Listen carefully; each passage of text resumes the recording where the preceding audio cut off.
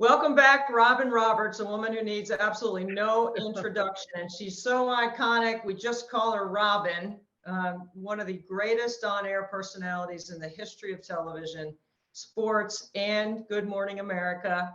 Thank you, Robin. I am so blessed that you agreed to do this once again this year. Welcome back.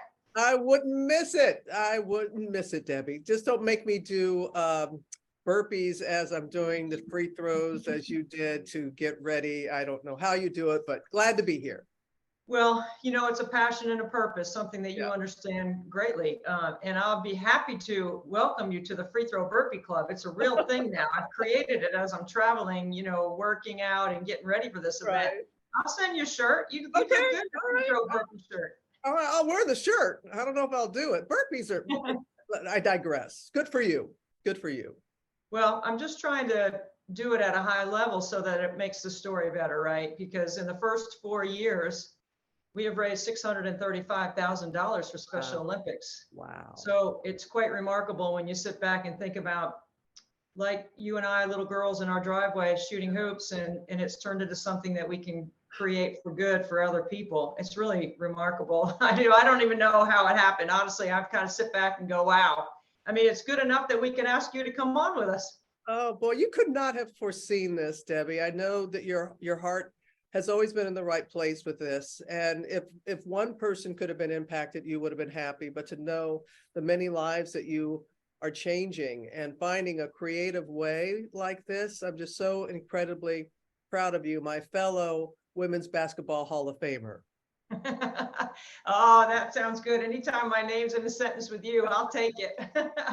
I'm so inspired by people like you, Robin, because you're doing similar things. You've led the way in many different ways, and I'm just trying to, keep up. I always say it took two of us to replace all the things that you did in women's basketball at the beginning, and you're just so remarkable. Where does your daily inspiration come from? Where do you find it? Ooh, oh boy, I just got chills hearing you say that, Debbie. I wish you could have known my mother and father. You'd have a better understanding. They laid a very strong foundation for me and my three older siblings, and they were always about being of service to others. They were both were the first in their families to go to college and got a lot of help. And they just instilled in us that we're not here alone, that everybody's got something. And the way you have shared your something with Frankie, and it's about making your mess your message. The tragedy is not the ailment that we have, unemployment, divorce, whatever. That's not the tragedy. It's this was placed in our path. Let's try and figure out why. And more importantly, let's figure out a way to help others who may be walking this path. Because the way you and your husband, with such grace and with such strength, some families would have just folded. But you said, this is our son. He's beautiful. He has challenges like other families have. So let's find a way. And so I find my inspiration in sharing the stories of others, of showing that we all have more in common than not. And that's where I find my inspiration. And my parents taught me the 3 Ds, not the 3 Rs, not reading, writing, arithmetic, but the 3 Rs, the 3 Ds, about being disciplined. And you and I know that as athletes, we have to be disciplined and to have determination, as you have and I have. And the 3rd D that's been my real source of inspiration is the Lord. So those 3 Ds have really served me well. You say grace, and I say I've had to get down and dirty through the years with Frankie. It hasn't always been that simple of a path, but every time I ran my mouth, he delivered, and I just knew that he was capable of so many things. And, what I want to know from you, Robin, is because I watch you and I see you cover such great stories of achievement, and then you have to cover some things that are so tragic, and yet you have the perfect tenor to deliver that and maintain sharing the message of whatever that story is. That's got to be hard. I know I found it hard for me sometimes on a smaller scale, but what you do in delivering the news is more than delivering the news. It's how you go about conducting your business. How do you maintain that balance when things can be so emotional at times? Oh boy, I was just in Rolling Rock, Mississippi. I'm from that's my home state, Mississippi, and that little town was virtually wiped off the map after a tornado a couple of months ago. And I've gone back and we have made a commitment to them and Mississippi Strong, and helping get them back, not only to, first of all, to remove the debris that's there, but then to rebuild and to reopen. And I'm just so, we have found with our audience at Good Morning America that they know the tragedy is out there. They know that there is hardship out there, and they don't want us to sugarcoat things for them. But they're also grateful that we find some silver lining. We find some glimmer of hope, even in such despair. And that's what people need to cling to, faith and hope. And so that's what gets me through when I'm delivering a very difficult story. I try to find some sliver, some glimmer, something that people can take away and be uplifted by it. For instance, as we're sitting down right now to talk, we did something this morning on Good Morning America where it's walking month. It's National Walking Month. And we had a lot of groups out there walking and talking about the benefits, both physically and mentally. And we found these two brothers, twins, who went through the foster care system. And they're walking, Deb, just like, they're kind of like you. They're walking in every single state. Every single state, they are walking at least 20 miles in all 50 states to raise awareness about the foster care system and those who age out of it. And so again, something that would be seen as such a terrible, horrible story, you have these beautiful twin brothers who are just so grateful, who quit their jobs. They quit their jobs to do this. And so I got chills again, just thinking about Davon and Tavon.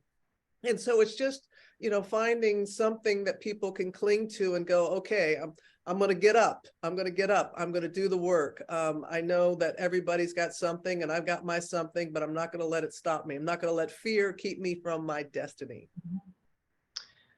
Fear, that's an interesting thing, because we're in a society where people are afraid to make a mistake, or they're afraid to try, or they're not willing to put themselves out there for fear of failing. It's such an important topic, right? I mean, I know in our household, I'm constantly encouraging my guys to try.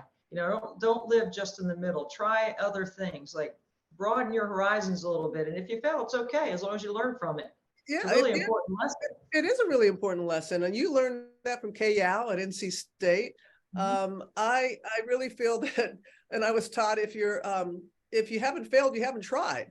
The failure is part of it, and I'm glad that we and how you said, even with Frankie, that you tell the real story. It gets messy at times, and life can get messy. But it's not letting you, it knocks you down, but don't let it keep you down. And I'm just so grateful through our athletic backgrounds that we have this DNA in us, and knowing that, okay, we may lose the game, it doesn't mean that we're going to lose the championship. And I just think that it's a metaphor for life. And so anything that we can do to kind of just share with people and be vulnerable, and vulnerability is a strength, it's not a weakness. And we should not be afraid to fail. And headline, we all are going to. We're all going to fall short at some time. But that's okay. It's okay not to be okay sometimes. One of the things that ties us together is our love for basketball. And this year, I covered your team in the NC. Actually, I covered your team in the conference tournament, and I text you immediately, Robin, I got your team. Send me something. And you did. You sent a great text to uplift those kids that allowed them to win their conference championship. Then they played in the NCAA tournament. I was like, this is so cool. Robin's alma mater, the Fighting Robin Roberts. It was very cool to see your team. Yeah, too bad they had to play Iowa in the first round. Right. Let's talk about the Lady Lions. That was fantastic. I was so proud of them, and I was so happy that you were doing their games for them. Yeah. Let me ask you about Caitlin Clark. Just one of many superstars that have emerged this season. The 9.9 million rating on ESPN and ABC for the national championship game. Angel Reese and LSU. I mean, so much excitement around the women's game. You and I have been in it for a long time, right? We've been pushing for things like this to happen. They're finally starting to evolve. What do you think's next? Like, what are you thinking, Robin? Wow. I was just so happy to see the reaction from people that were watching the game, excited by the game. The whole situation that happened with Iowa and LSU, and congratulations to Kim Mulkey, who I played against in college. She was at Louisiana Tech and I was at Southeastern. And I'm just so proud of the women's game. I'm so proud of how we've come along. And I know that the platform is even bigger for us ahead. Yeah, I agree. I think there's a great launching pad for future things economically and from a grassroots standpoint. I'm looking forward to seeing what's next. I'm sure there'll be good leadership in our game that will help navigate some of that for us. If not, you and I will just take over and we'll do it. You can be president. I'll be your VP. How about that? Either way. Robin, I know you have been so gracious with your time today, and I'm sorry about your allergies, but I'm I feel so empowered by your supervision, if you will. Just knowing that you are there, someone that I can strive to try to match your energy, your passion, your philanthropy, all the things that you do that mean so much to so many people. And I'm so grateful that you were able to take some time today for Special Olympics. Well, I'm going to the World Games in Berlin. I figured you were going to Berlin. Yeah, I figured you were going to cover it. There. And I just want to say, Debbie, everything that you just said about me, I return to you tenfold. The way you have used your platform has just, it's so admirable for so many of us. And I think that we all have a role to play.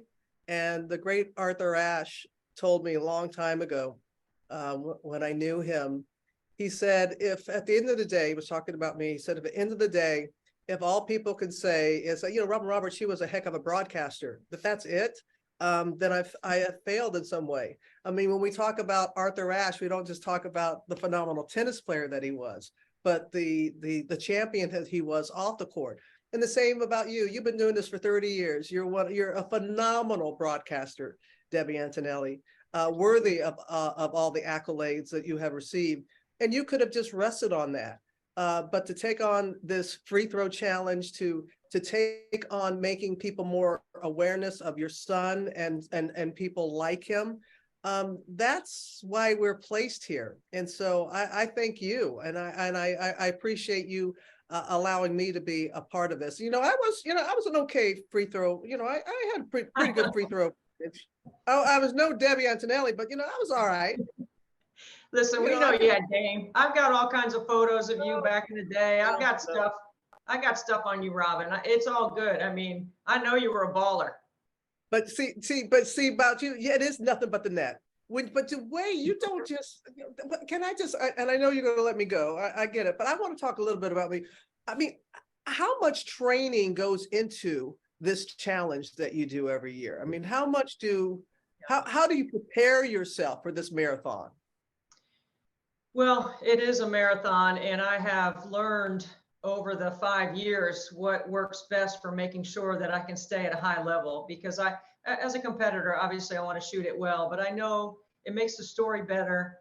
Old lady, AARP male. This year I got a broken finger. I'm out in the driveway. I'm doing this free throw burpee thing, and I'm just trying to stay at a high clip so that people, when they tune into the live stream, knowing that Robin Roberts is coming up, I don't shoot a bunch of bricks before you pop up on the screen. Right? So it's burpees, planks, sprints, wow. A lot of weight training. I used to run. I used to be a big runner, but I'm finding that I need to do more squats and weights and things like that, because it's getting harder. I'll be honest, it is getting harder, but I have not lost my passion for doing it at a high level, and I'm going to keep doing it. And we're getting close to $1 million. Like I know. I don't even know what to say. It's crazy. And I love how you've made your passion your purpose. And people are always, what is my purpose? What is my purpose? Well, what are you passionate about? When you find that, that's when you find your purpose. And that's exactly what you have done. And you are going to reach that $1 million mark. And I am so incredibly proud of you. I'm proud to be your friend. And I'm just so grateful that you took the time to get through my allergies and to get through my little coughing spell. I fought through it, and here we are.